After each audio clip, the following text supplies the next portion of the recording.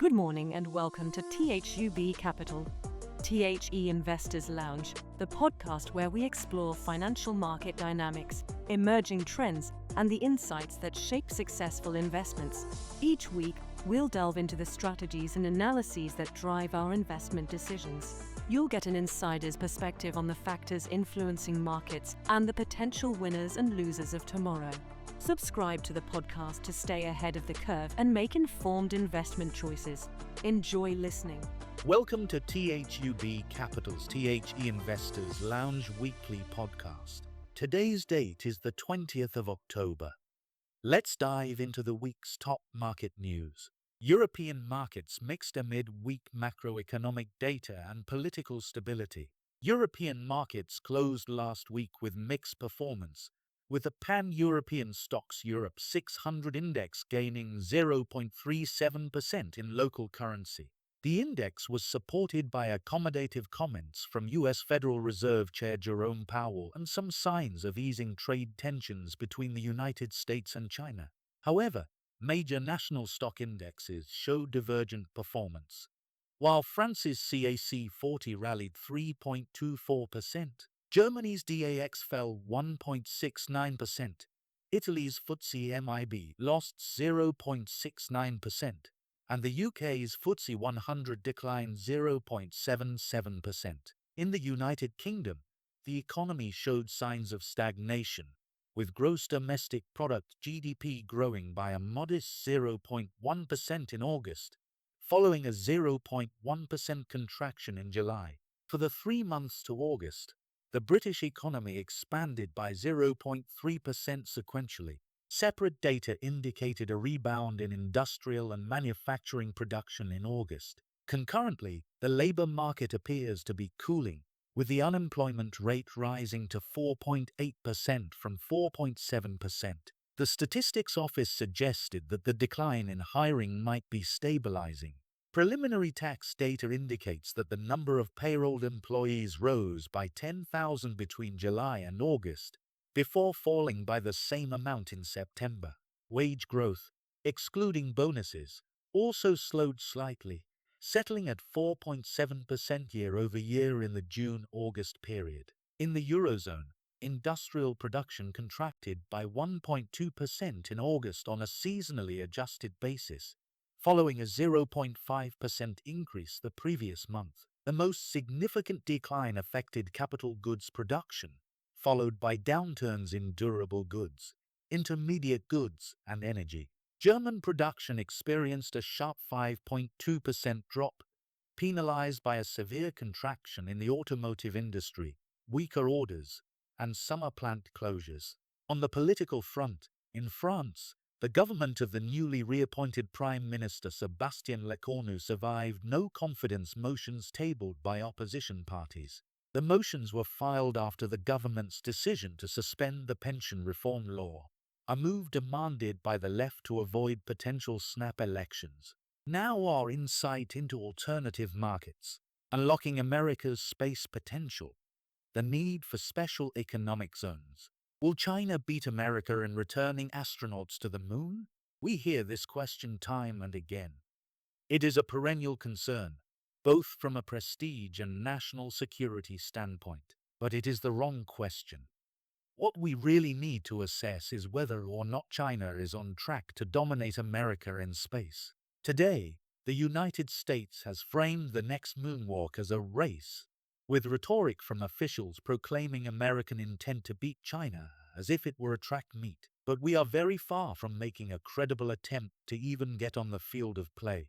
The Artemis program, the NASA initiative to return Americans back to the moon for the first time since 1972, is not equipped to even offer a challenge against China's lunar program timelines. Government officials are intent on using the Space Launch System, a program designed by old space primes like Boeing and Northrop Grumman. But the program is full of pork for congressional districts and has blown past its original objective of being prepared for launch by 2024. SpaceX's Starship program is being underutilized by the Artemis program and is behind schedule due to flight test failures extended FAA investigations every time there is a test failure, and the lengthy process of undergoing environmental impact statements for increasing launch cadence across different locations. If the US wants to correct the course, it needs to set up special economic zones for the space industry to sidestep regulatory and bureaucratic hurdles, and incubate in these zones the space technology companies that will build out an American presence on the moon, surpassing the simple footstep and leave approach that the nation adopted over half a century ago. Beyond the moon, China is on track to beat the US in dominating space entirely. In July, China performed the first ever orbital refueling between two satellites, a feat essential to SpaceX's Starship program, but one that any American company has yet to actually achieve.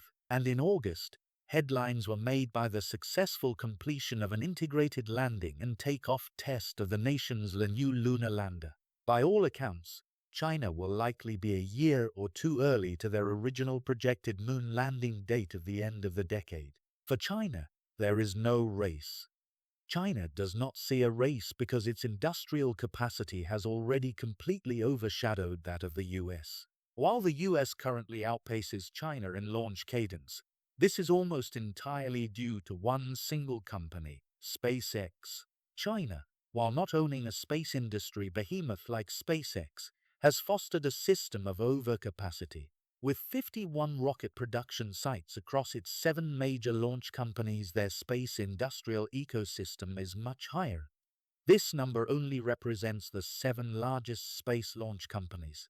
China sees itself easily dominating space because it has the industrial capacity to rapidly build out space launch companies, an industrial capacity that the US has failed to cultivate over the past half-century. Not only will Chinese taikonauts beat American astronauts back to the moon, but the speed of the Chinese space program indicates that they will almost certainly lead to China building a lunar base before America, claiming the desirable locations near the lunar South Pole before America, and, eventually, setting foot on Mars before America.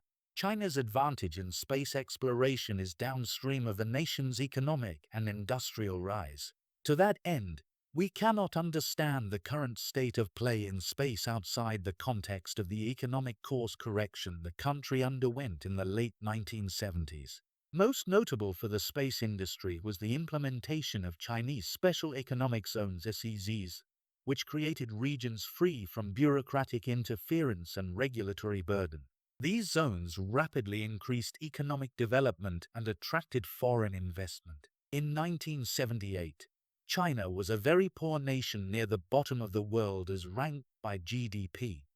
Now, China is the largest manufacturing industrial economy, the largest trading nation, and the largest exporter of advanced technology, in part due to the influence of these SEZs.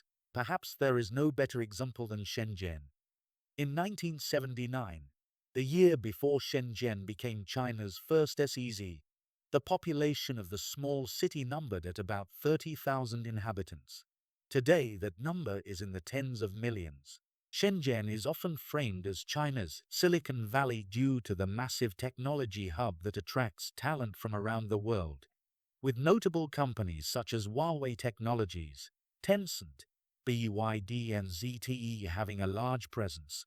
The rapid pace of industrial production in Shenzhen rivals that of the hacker mindset of Silicon Valley, with Shenzhen speed being an official description of the area's ability to rapidly construct giant skyscrapers in record time, completely unlike the years-long process that has crippled the West's ability to build, as America attempts to maintain its position as the global leader in space. There is much to learn from these examples. The current US regulatory system has played a major role in holding back our nation's space industry. In one particularly egregious example, Varda Space Industries, a company working to commercialize in space manufacturing through the mass production of microgravity-enhanced pharmaceuticals, was heavily delayed during its first mission, with its capsule stuck in space for over 8 months while Varda waited for the FAA to issue a re-entry permit. Moreover, regulations do not act in a protective or productive way when the environmental review process involved includes things like kidnapping seals from the ocean, putting earphones on them and playing sonic boom sounds to see if they seemed upset, which SpaceX CEO Elon Musk said his company was required to do, or writing historical reports about the events and activities of the Mexican-American War. The cumulative effect of this regulatory thicket is a reduced launch cadence. This has enormous implications for the ability of the US to get into space and beat China to the moon. Fewer launches means less data for testing, refining and troubleshooting the critical systems that will need to work with precision and reliability to bring American astronauts to space. Adopting special economic zones for the companies needing to scale up their operations and increase launch cadence quickly would instantly change US fortunes. SEZs would free space enterprises from the regulatory burden they are currently under to focus on the core goal of beating China to the moon. What would an SEZ to accelerate the American space industry look like? Our recent report explores the possibility of a Space Coast Compact, a pact between Texas, Florida, Louisiana, Mississippi, and Alabama to form a special economic zone built under the principles of an interstate compact. Such a partnership would provide a massive boost to getting America's space destiny back on track. The compact would entail massive infrastructure projects in each state, building out more spaceports as well as production sites for rockets and propellant farms. It would also mean industrial sites for companies working on the non-rocketry business cases of the space industry, such as in space manufacturing, space stations, and lunar applications. The good news is that there are all the resources and innovation we need in America and Europe to beat China to the moon. We need only get out of our own way. Thank you for listening to this episode of HUB Capital, THE Investors Lounge podcast. I hope you found this content interesting and inspiring. If you enjoyed this episode, don't forget to subscribe to the podcast so you don't miss a single episode and share it with your friends and colleagues who might be interested. To learn more about THUB Capital and our activities, visit our website, thubcapital.com. You can also follow us on our LinkedIn page. See you soon. All the best from the THUB Capital team.